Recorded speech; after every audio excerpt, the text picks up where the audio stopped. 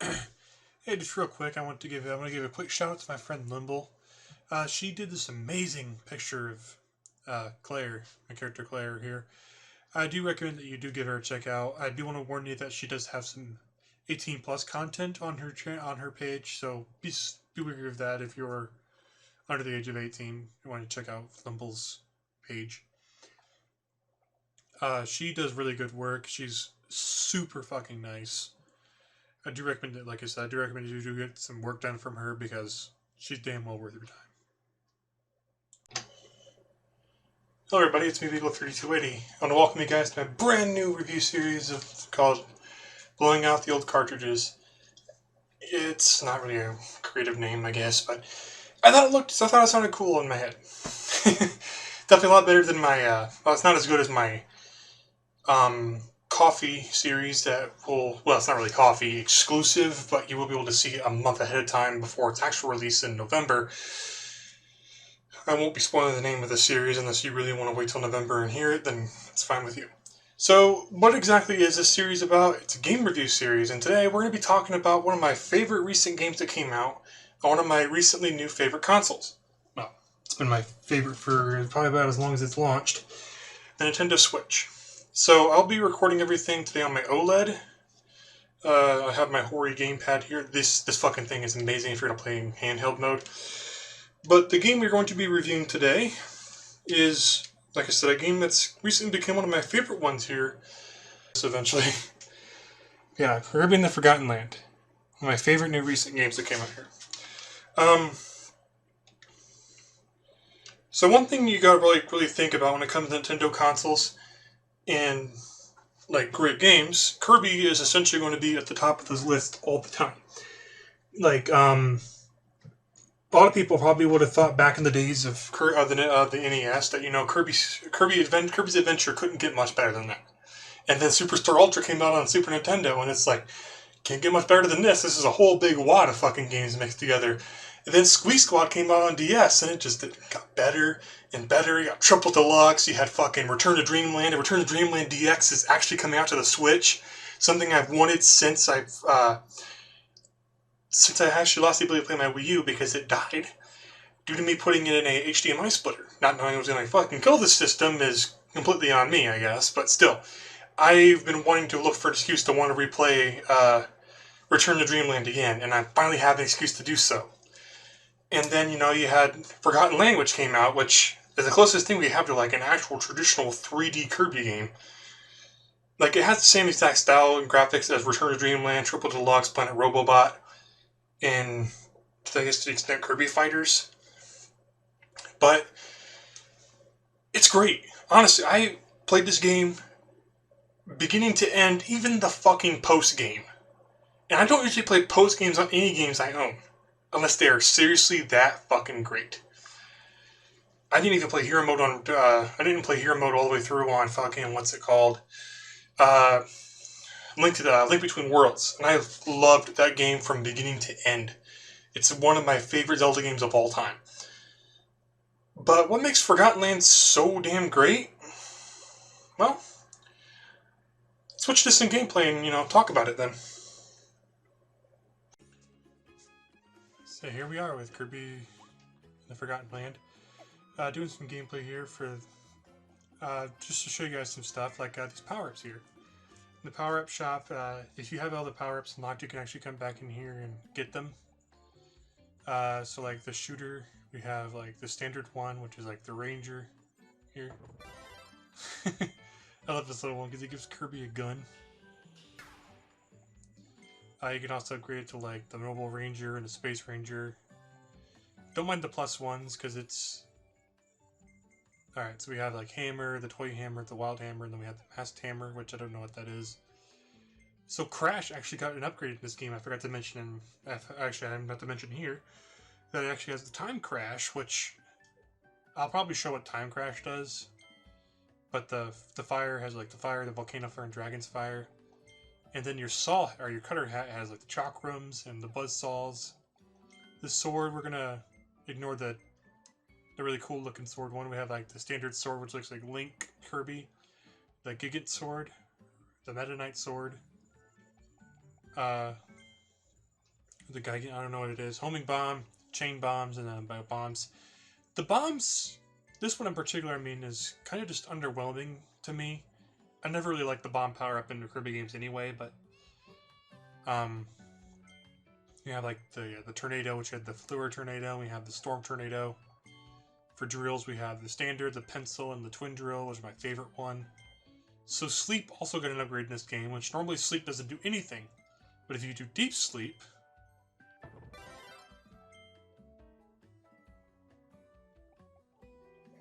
you can press B and go to sleep anywhere.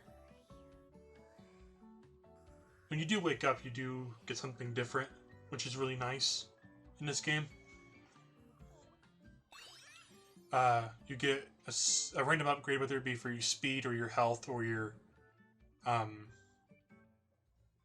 something else. I forget what it is. We got needle, cutter, the clutter needle, and the crystal needles. Needle is kind of cool. I never really liked needle. We have ice, frosty ice, and then the blizzard ice. Like, needle's fun. Like, I'll do crystal needle just to show that off because it's one of my favorite ones of these. Alright. So now anytime that we use the needle, it'll be set to crystal needle again. Or anytime that we encounter enemies that are needle and we swallow them for ability, they become needles. So we have Mr. Sandbag back here, who will just help you be able to test out your strength of your power-ups and help you get stronger with them. It's really, really, really neat. This is the Crystal Needle power-up. I'm going to kill him real quick, and then we'll move on to our next topic. Yeah, just like the standard needle, you can enclose enemies and toss them around later. Never mind all that. Over here we have like like a burger mini game where you can order food, which this is really cool. You can get like the carb mouth cake, the Kirby burger, the energy drink, or the Maxim Tomato, which all these just recover health. Because the Maxim Tomato is kind of a standard staple in Kirby games. It's been in every single one of them so far. Oh yeah, we have strength, speed, and shield drinks up here. These supplements will only last for like 200 seconds. I think the max you can have is like 600 or 800. Yeah, you can only buy like 3 of them. What's special about these is that sleep will give them to you immediately, while these you can actually store back for later on. But they won't be active until you start a stage. Over here is the maze game. It's a really neat little thing. It's kind of like pretty easy. Up here is the arena, which I'll talk a little bit more on later on in the video. Surprisingly, Mike didn't make the cut for the game, but he's actually referenced right here next to this World D. Ignore that. That's nothing important right now. I probably shouldn't have done this on a complete save file, but it's not a big deal. It's not like I'm going to explain where a lot of this stuff even comes from. But here we have like the whole thing of the fishing minigame. Would you get a trophy out of it if you catch the big fish, like as you seen there? Granted, as much praise as I give this game, I do have a couple of issues with it, of course. For starters, we do have a gacha system. Well, not really a gacha system, but we have more of the collectible system that we have seen back in Robobot and Triple Deluxe, where Triple Deluxe had the keychains. I forget what Robobot had because it's been a long while since I played that game again. But in this one, we have these figures, kind of like Super Smash Bros. Ultimate in a way, where you like all those trophies and stuff. So the figure system isn't really that big of a deal. Some of these things are really easy to obtain. You just gotta find them randomly throughout the whole levels and stuff, just like the keychains in Triple Deluxe. The only issue I have with some of them is that a lot of them kind of take a lot out of you to try to obtain. One such instance was the rolling maze game. I actually sat down and tried to do that one by myself, and it did take me a couple hours to do it, but I did it. It's honestly not that hard once you finally actually get a good rhythm going. Even the hard courses aren't even that bad. They do take a little while to do, but you can get through them very easily with enough practice. Then there's also the fishing minigame. I never really cared the most for that fishing minigame. Oh my god, it took forever to get that fucking thing out of there. There's also a few other concepts in this video I will not be going over entirely, due to the fact I want to try to avoid spoilers altogether. But there will be one spoiler. One. But I won't tell you why this is a spoiler, or how to obtain said item that gives this thing a spoiler alert. If you want to do that, you have to own the game and play through it yourself. But those of who have played through the game entirely know exactly what I'm talking about. At least I would hope. And here we are at the lands, the Forgotten Lands. These are essentially the world levels of the game. Like, we got like downtown grassland and through the tunnel. What's also interesting is that as you progress through the game, these little things pop up, known as treasures. So some treasures, like the Ranger treasure and the Ice treasure, will require you to play through the game. Play through that particular little stage as a particular like ability. And I actually did not know this one was here, so I'll actually be able to show you guys what a treasure world looks like. That's for the vending machine. So we got Cutter, and we have the bomb. So just to show you like a little bit of a gameplay aspect here, let's go into a level here, Downtown Grassland. So as you see here, we have like clear the stage, save the Waddle Dees, and then there's a couple other extra ones here. Let me show them here. Fight Turnip Bloom, break the building shutter, and ride the spewing water up the valley. So this is essentially how you're going to get like Waddle Dees. These are guys that have been captured, and you have to save them throughout the game. It's kind of like this game's main gimmick. It's kind of like cool. I do tend to enjoy this very much as like an aspect for a game, because naturally in like a game like Kirby, you're not going to see this kind of thing. Like an adventure, like an aspect that you have to complete for the worlds. I'm trying to think of what game technically actually does this whole thing where there's a thing you have to complete in the level to get extra rewards. You have to go and find. I know. I want to say it might be like, actually this technically is actually a Kirby thing, because there is the gears in Return to Dreamland. There's what are they called? The sunshine orbs, or the sun orbs, whatever they're called in Return Triple Deluxe. And then there's the power up in Robobot, which I don't remember because it's been a long while since I played Planet Robobot again. But yeah, like there is a collectible, 3 collectibles hidden throughout the stage you have to go find. Some of them are in plain sight, and some of them do require you to think outside the box to find them. New enemy here. Let me get some cake. So I do like the 3D aspect here. That's what I want you to do. So I believe that one of our missions is to like the tulips, which I think I've already found 2. So here's the main gimmick of this game. It's mouthful mode. So this is the vending machine one, which we'll be seeing here in a minute when we do the vending machine mouthful mode adventure. So what's also kind of neat about with the vending machine is that if you shoot a can and it doesn't hit anything, you can actually go back and pick it up. And I think it actually will give you health from doing that too, which I think is really cool. And this game is really, honestly, really great with all of its little aspects it has. So the mouthful mode thing here is required to bust the store down. There we go. And now we do have to get out of mouthful mode and go up here. Scorchy's making a little cameo in this video. I do like Scorchy a lot. She's really cool. She's one of my Twitter followers. I follow her because she posts lots of really cute foxes. So these guys will actually knock out your power up if you're not careful.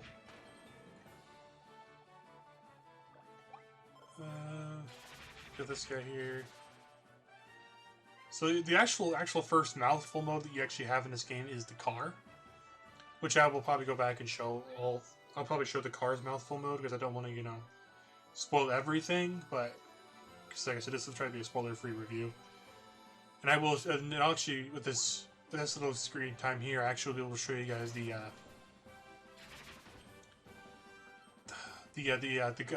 trophies. That's what it was, the trophies. Sorry, I'm like stuttering a lot. I'm just really nervous because it's been a little while since I've been behind the camera again, or even in full face mode behind the camera. This is my first video series of this, where I'll be behind the camera talking. So we got the cone mouthful mode, which I do think this one's kind of funny because look at Kirby's hat on top of his giant pointy ass head. So mouthful mode is the only thing that can break those silver crates there. So you'll actually want to be like, make sure you check everywhere with these mouthful mode transformations because you might miss something. This one has free food and some money, which is also a neat thing about the money system in this game. Traditional Kirby games run on a life system. Well, Forgotten Land says, fuck that life system. We're going to do it based on how much money you have. When you die, you actually lose a certain amount of money, and you continue off from like a checkpoint, which I feel is a lot better and more forgiving to the player because of the fact that if you run out of lives, you pretty much have to start the entire level over again. Whereas with this, you have like plenty of ways to get money. It's one of the most forgiving money systems that there is besides Mario Odyssey, which Mario Odyssey was one of the greatest Switch games of all time, arguably. So I don't see why they wouldn't have put it in the Forgotten Lands. I do really want to give some major props to the devs for that, because so this would have been like, this game's already like great to me, and its popularity like hit my 10 out of 10 scales for me as it is. But for the fact that you've also given us the ability to have like a life system, not a life system. Let's do bomb for this one. Like, we don't have lives in this game, we instead just go by how much money we have. That just makes this just even better. So the Wild Edge.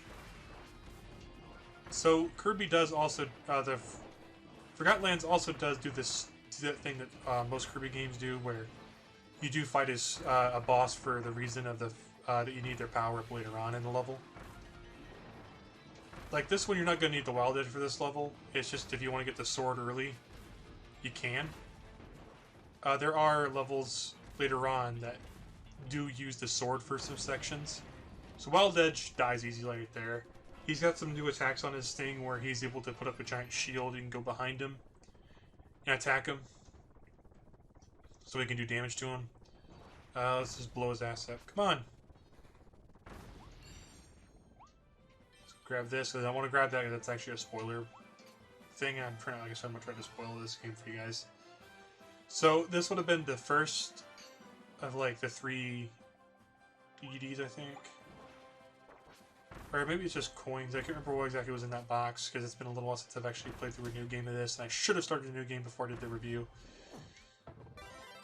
Piss poor planning on my part, but then again, I've also not had much time to be able to really sit down and work everything out for this, so I do apologize for a lot of this stuff being kind of like improv and shitty at the same time. So mouthful mode this one you have to like just pull off the top. This is the hit Waddle Dee, I know that. Remember that one in particular, because that one was one of my favorite. One of the ones that took me a little while to figure out. It's also one of my favorite transformations because of how goofy it is. You just literally just latch onto the top of a thing and twirl your control stick until it pops off. So the thing about the homing bombs is that they actually have like a chain system there, where if 2 blow up near each other, they will... Okay, this is probably just the Waddle Dee. If you want to get that one, you just get the sword ability. And cut the rope and grab the cone for mouthful mode.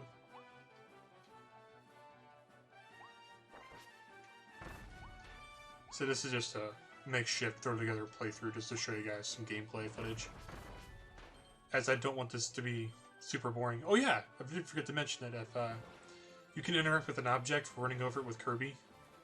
your power-ups will actually be able to interact with it as well. And I think it's really cool. But I think it's also been kind of a staple thing in Kirby.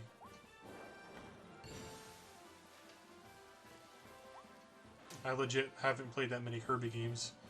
I played through Superstar Ultra. Played Forgotten Lands, just like I'm playing right here. I played Thrall of Return to Dreamland. I played through Triple Deluxe. I played through most of Robobot. I actually never finished Robobot. I do probably tell you this later on in the review, but I never actually beaten Planet Robobot. It's a fun game, don't get me wrong.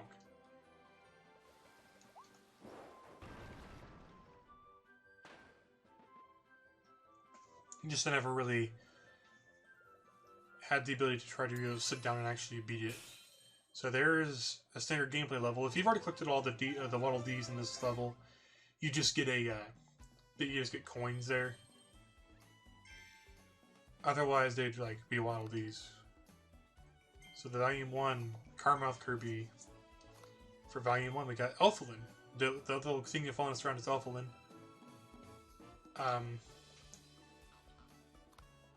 The Bomb Kirby power-up. Which you can actually get multiples of these, just like you can get multiples of keychains in Triple Deluxe, which I think is kind of annoying. So yeah, so let's go talk about that that gacha system. Now that I think about it, it is a gacha system in this game. It's just a bit more forgiving of a gacha system than most other ones are. So over here we have these 4 vending machines.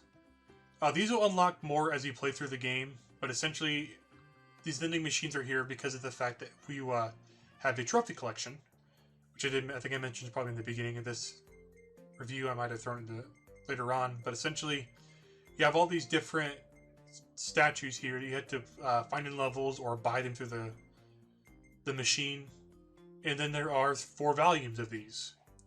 As you can see, I do not have all of them. I have not sat down and grinded through everything to get everything unlocked.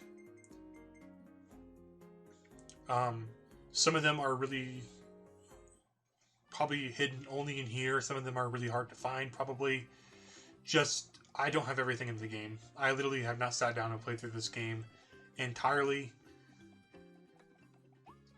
because of the fact that, like, it's going to take forever to do this. So what's Elflin's got to say here? Okay. Just ignore that. That's just a minor spoiler thing. Oh, that's adorable, actually. I never knew that was there. I think I might have my editor cut out that thing with Elflin's speech, just because I don't want to spoil something there. So this guy is actually kind of neat too. He is a Waddle Dee that will tell you statistics about the game. You can talk to him and get some information about it, but I'm not going to do that. Instead, we're going to go back to the world map and we're going to do that treasure thing, which I might make it a separate section, throw some more talking over that one real quick. So nice that I'd be avoiding spoilers in this episode, but there's one little thing I want to touch on that's actually the post-game of this game. So as we know probably from Return to Dreamland, the Return to Dreamland's post-game was essentially play the game again, but everything was a bit stronger than you were. Bosses were a lot harder, and you had half the health bar that you normally would have had. And there's also the whole thing with an extra phase of the final boss, all that other good shit. I do not know much about Robobot's alternate route, the post game, because I never actually beat Robobot. I got stuck at some point and just kind of gave up on the game. Not to say I didn't like it, just I kind of got stuck and never revisited it again. I'm probably thinking about doing it because I'm actually replaying through Triple Deluxe, and I might even revisit that with post game, even though I hate it so fucking much.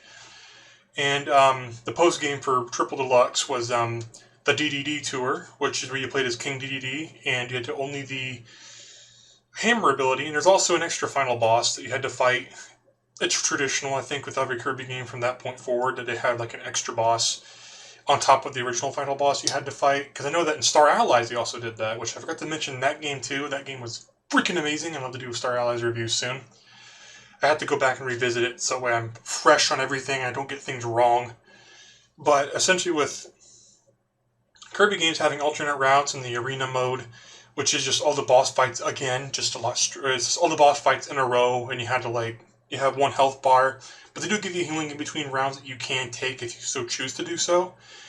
And in Triple Deluxe's arena, or Forgotten Lands arena, there is a whole thing where they have power-ups you can also take before you go fight a certain boss. And what's best is that there's actually a feature within this game that I might have mentioned in my gameplay sections. These are being recorded before the gameplay sections, of course. That you can actually get upgraded versions of all your power-ups to use inside the arena mode, making the bosses just a tiny bit easier.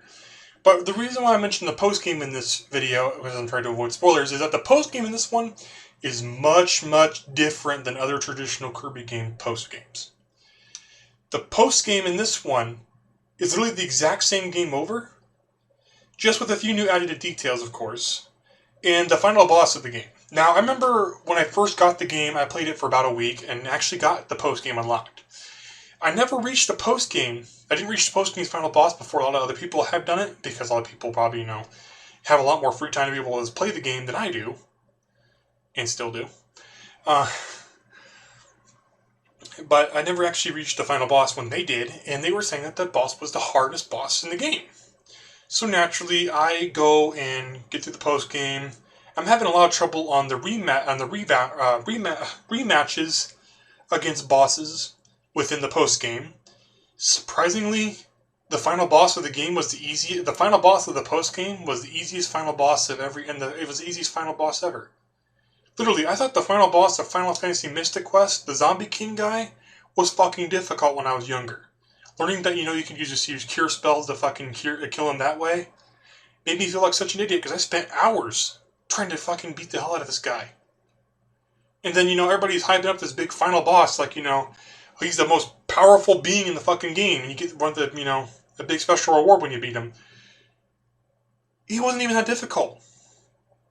Not at all. Of course, different strokes for different folks. I'm not going to, talk down to these people and make them, bad people, or make them seem like they're bad at video games or anything, because I myself am very, very bad at video games, but literally, it was not that hard at all. To me. That's all I'm going to mention for the post-game. Only for the fact, like I said, I do not want to spoil this game for anyone, because I want them to have an adventure of their own and experience it for themselves to get a feel, as opposed to saying that, you need to go off a reviewer's word saying you need to play this game. Because every game reviewer will have a different opinion on a different game, but you're not really going to have an opinion yourself unless you sat down and played the game yourself. This is just my recommendation here, that you should give this game a try.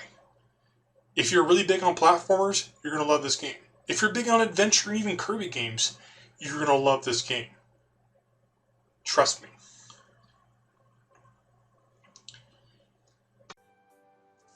Alright, so if I was actually to give one more complaint about this game that is actually easily overlooked, it's these things, the treasure roads. So treasure roads require you to do a specific, a course through a specific means. Like this one requires you to do it through the vending machine. And they have a target time and a best time. If you can get under target time, you do get a little bit extra money. But if you get under target time, you have to go back. It's kind of this assist system where you can go back and try to do some more grinding for money. Or, yeah, do grinding for better times, like time trials and stuff. Other than that, honestly, it can be overlooked.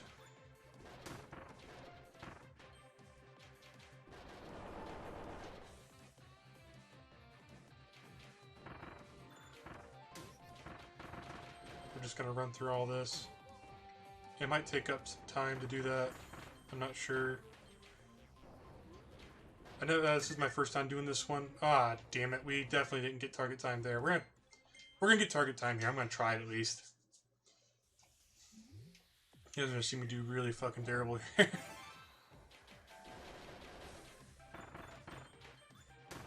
But as I might have mentioned, if you guys really want to check out my coffee, it'll be in the description of my videos. I'm essentially doing that over Patreon, because I'm not sure if my coffee would be popular enough that I would have to, have a Patreon alongside. On top of that, I've been hearing a lot of really bad talk about Patreon. You know what? Fuck it. Yeah, I'm restarting that with... Or I don't really actually have any confirmation on it. Like, I've heard this whole thing about a particular topic that YouTube does not like hearing about. Hopefully, and if you don't, then search up Patreon and type in a certain certain two-letter initial, CP. Of course, like I said, a lot of rumors online spread really badly like a disease. So I kind of just take it at face value as opposed to taking it boldly for heart. But on top of that, like I said, I don't really care the most for Patreon. I've had issues with Patreon in the past. Granted, nobody's ever subscribed to my old Patreon either, so I don't have to worry about that. And I kind of just really want to use Coffee for the time being. Coffee is a service that I know is reputable. And a lot of people get a lot of really good success off of Coffee. Like one of my favorite artists, Lemony Beagle, he does Coffee. Oh my freaking gosh! Shop where he sells adoptables. It's honestly, like I said, it's a really good store, really good shop thing. It's a really good monthly thing you can do, where you can have it just for like tips, I know a lot of artists do that for like extra tips on the side, or some use it even for their commissions. Which, if you have Coffee Gold, you can actually set up how much money each coffee is. I'm not sponsored by these guys in any way, by the way. I'm just giving them a lot of good praises because I can. But yeah, it's just a really highly reputable area that I wanted to go to. That's probably not a good time save. So if I don't get target time in this video, I'm not going to worry about it. I honestly don't try that hard to get high times in these things anyway.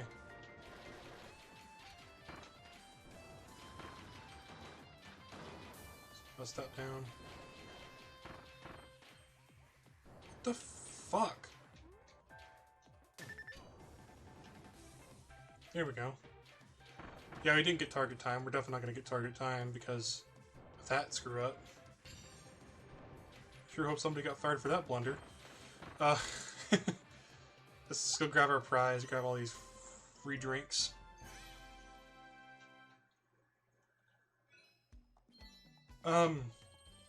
We were actually 1 second under target time. And 7 milliseconds under target time. Yeah!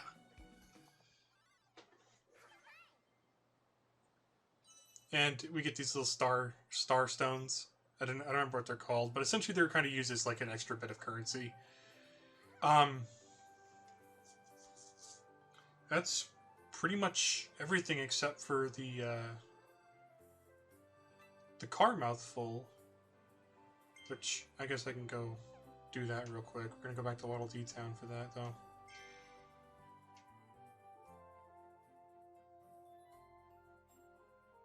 So that's actually a really neat thing too about Kirby games, about this particular Kirby game, is you can actually revisit an area of the game that you've already done.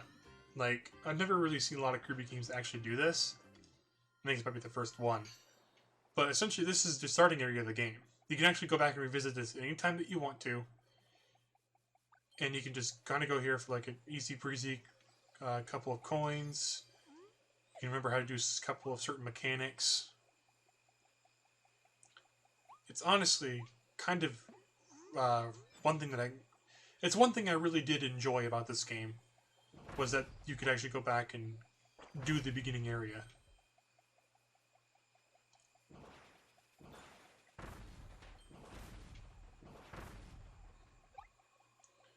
Probably more stuff hidden in that grass, but you need the stove. You need a cutting ability to be able to cut that.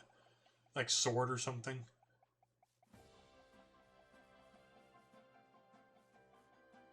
Like, look how fucking beautiful this game is, though.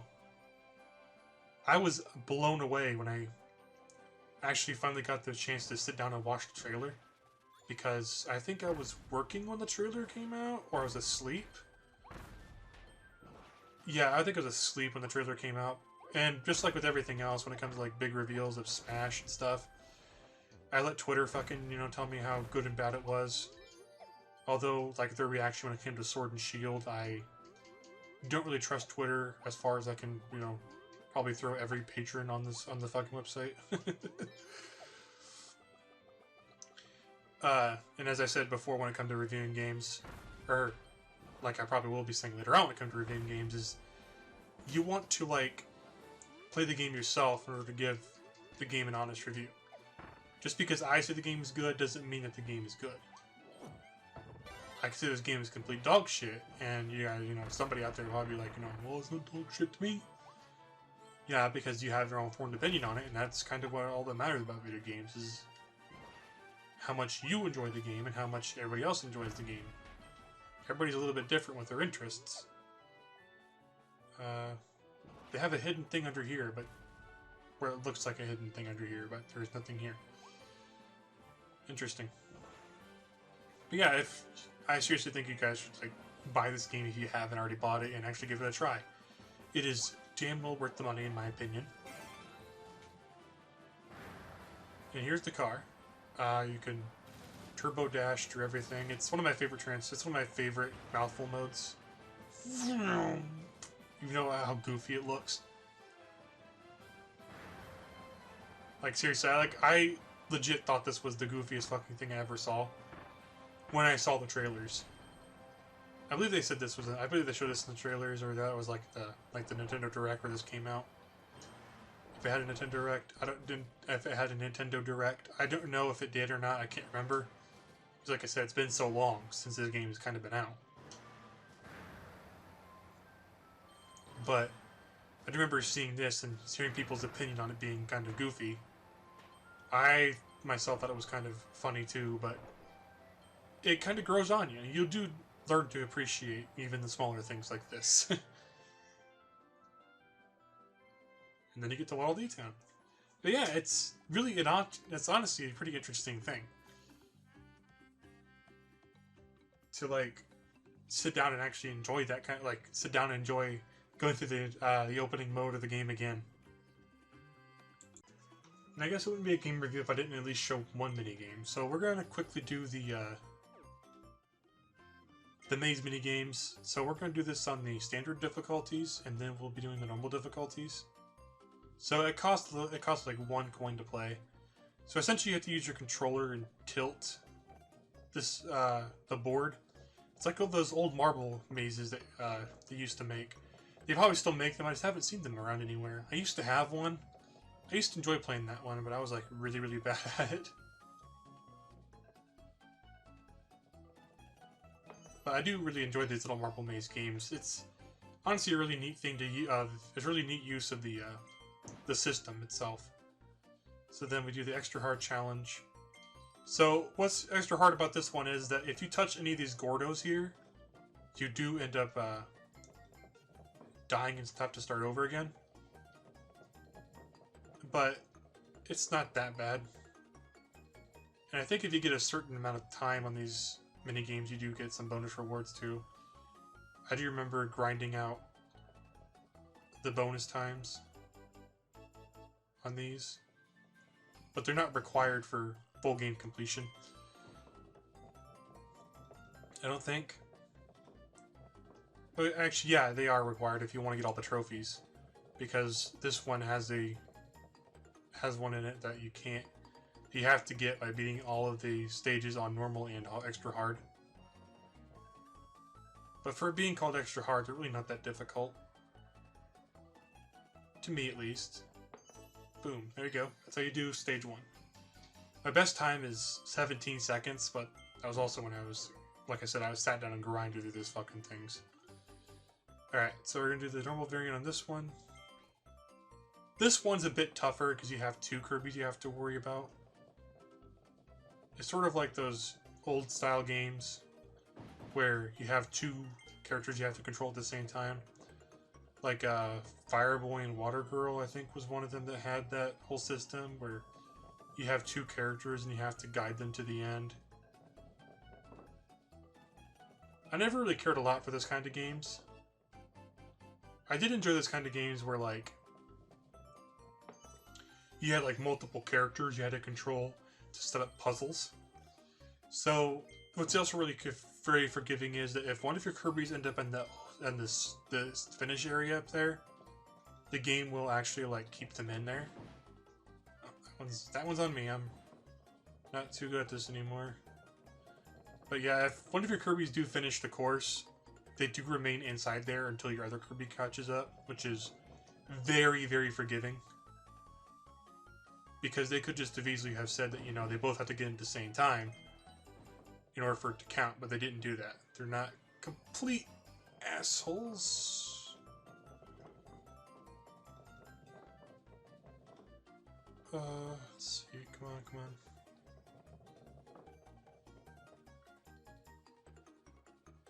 Nice and smooth till here. Holy shit. Okay. Damn it! All I want to do is help Majin Buu get to this course. Yeah, for whatever reason, Kirby reminds me a lot. Kirby reminds me a lot of Majin Buu from Dragon Ball, or Buu in general, because they have that whole thing where they absorb people and get their power and get stronger, I guess. I don't remember. I actually never actually seen a lot of Dragon Ball. I've seen most of the original series, you know, back when it was. I do remember that much about Dragon Ball, but I've never actually seen a lot of like the later sagas. I do know that the Buu saga was pretty decent. The Cell saga was also pretty great from what I remember from my friends telling me. Because all my friends have seen every single thing of Dragon Ball that there is. They're completely caught up with it. And that one's clear. But yeah, he just reminds me of Buu because I know that they're big and pink, and I think I remember seeing that Buu like absorb people. I know Cell did that. I remember that from people talking about something talking about Goku's greatest weakness is if one person was absorb everyone's power and use it against Goku. Which Cell did that. Okay, you motherfucker. Okay, so this one is a bit more difficult because this narrow path here, you can use the narrow path to get through this easier on the harder difficulty. I'm trying to do it on the normal. That didn't work. Let's try this. Woot.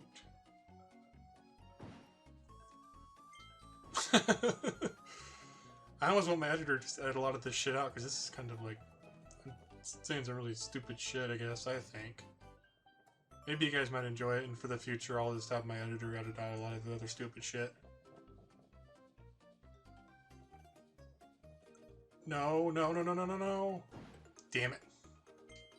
Almost had it there. Almost had it.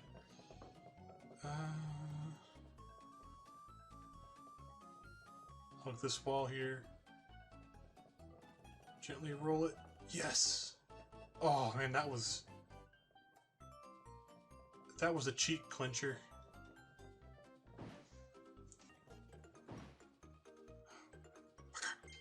Let's try again. That last one didn't count though.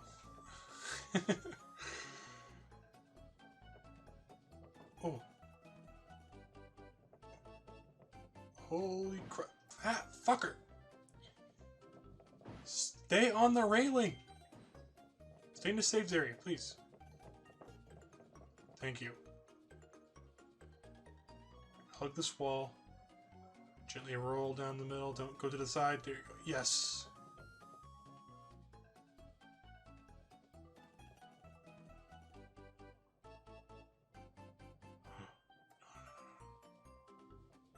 You bastard! I almost had it there, guys. Like, this one took me the longest grind. Of course, because it's... Oh, I accidentally hit the B button there. I'm sorry,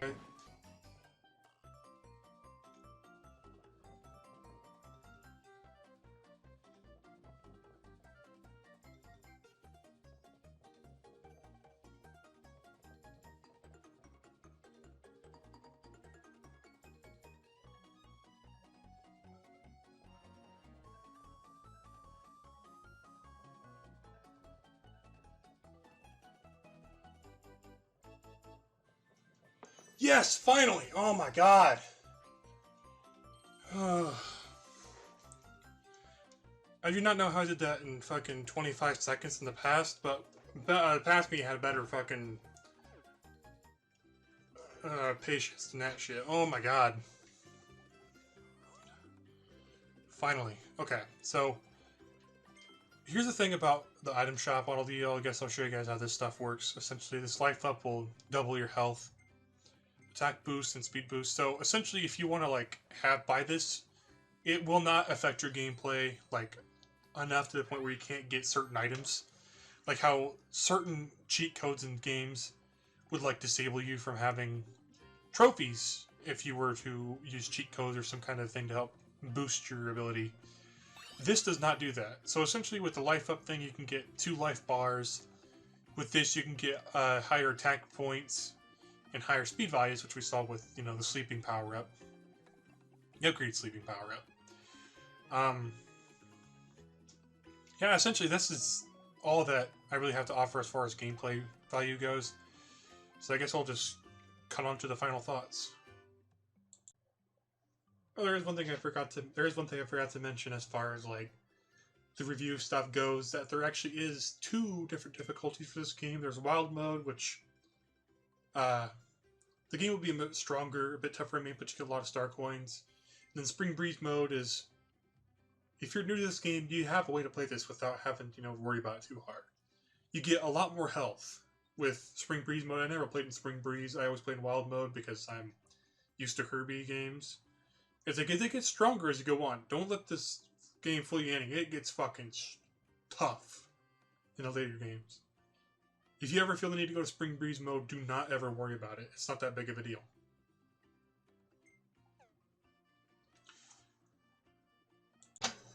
So my final thoughts in this video are going to simply be that Kirby's Forgotten Land is like amazing, and I honestly recommend that you guys should just sit down and play it.